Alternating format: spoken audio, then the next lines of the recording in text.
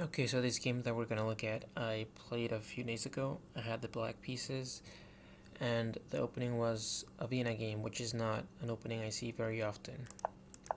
So the Vienna starts after knight to c3,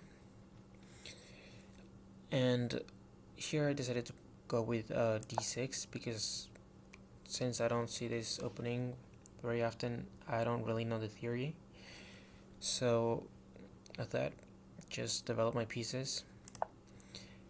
Here my opponent played bishop to c4, and there are several moves here.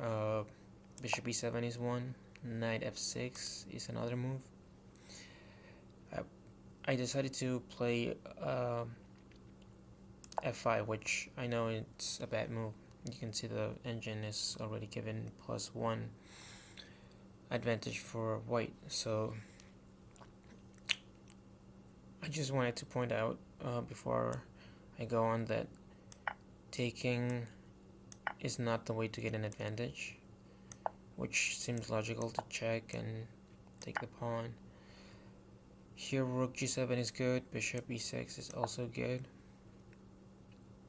and like just there's no advantage for white.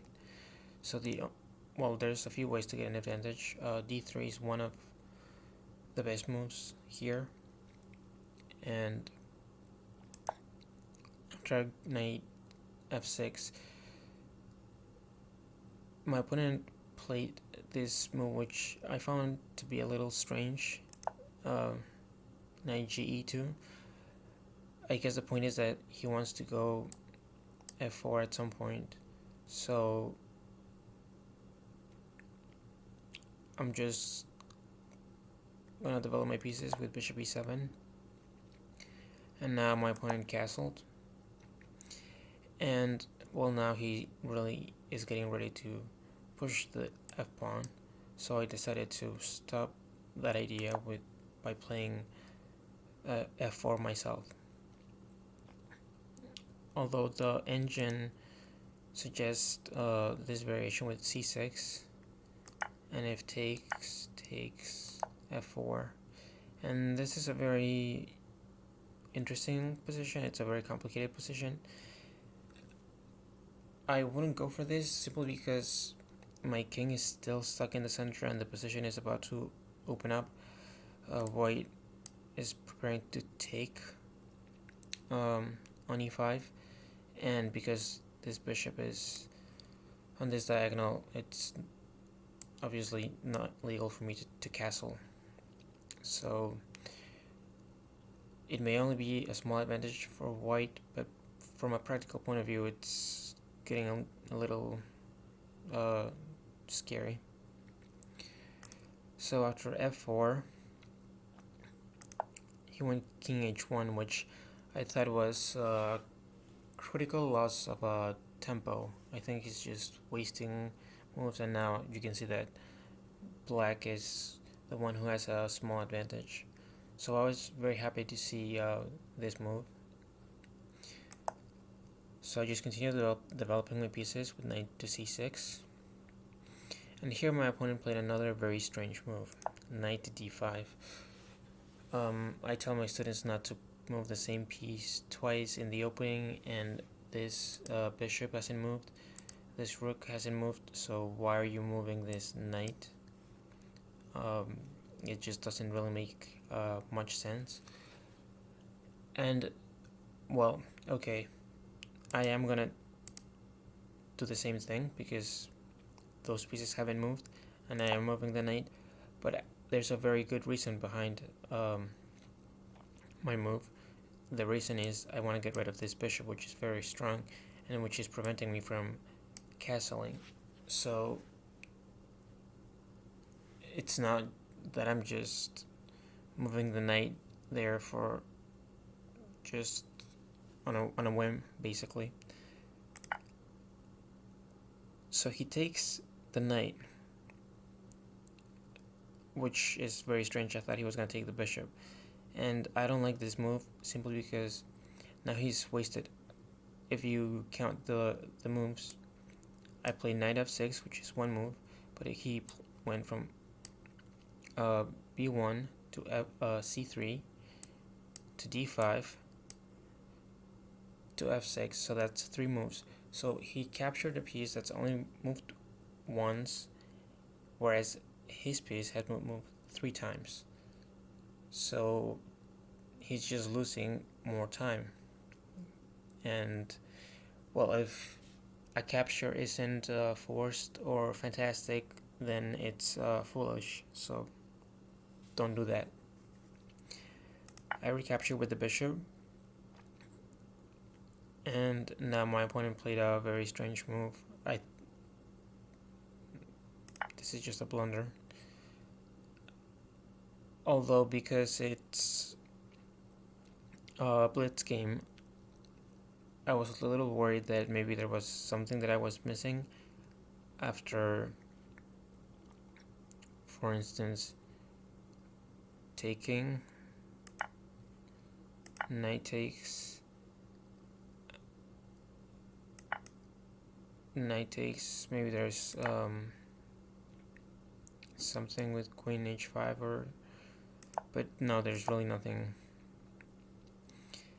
And this check doesn't really do anything. Okay, here the threat is just simply to check and win the exchange, but black can just go back to g8, and after checking, block the pin with the rook, so that doesn't really work. And well, instead of doing that and giving my opponent some kind of compensation, which I mean, it I guess from a materialistic point of view, it does make sense, because you are getting 2 pawns for the piece, so it's not really a lot of material, but it's really this bishop. If this bishop could be on a2, let's say white had prepared that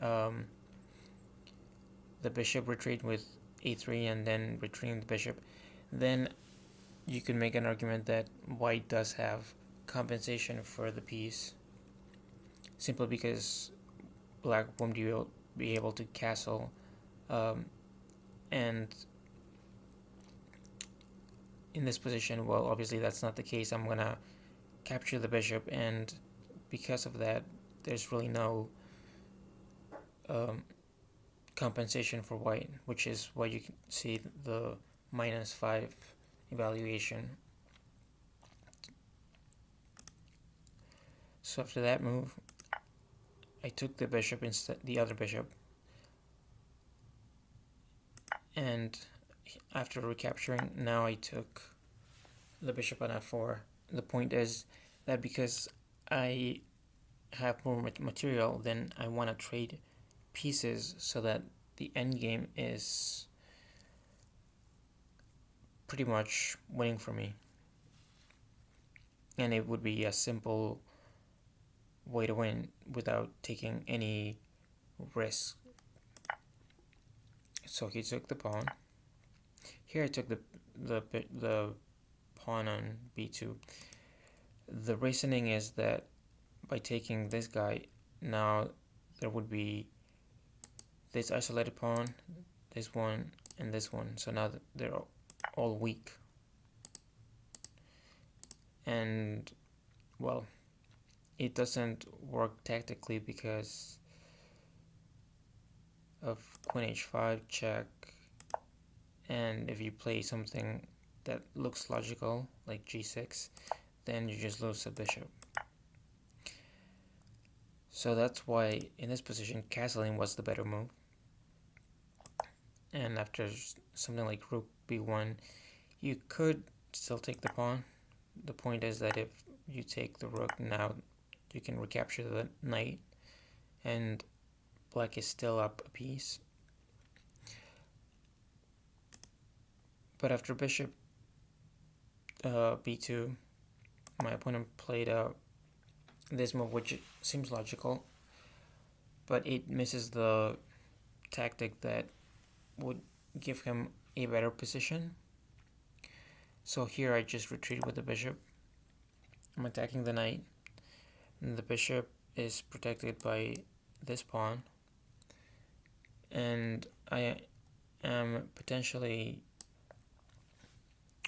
attacking this pawn if another piece like the queen, say, comes to this square.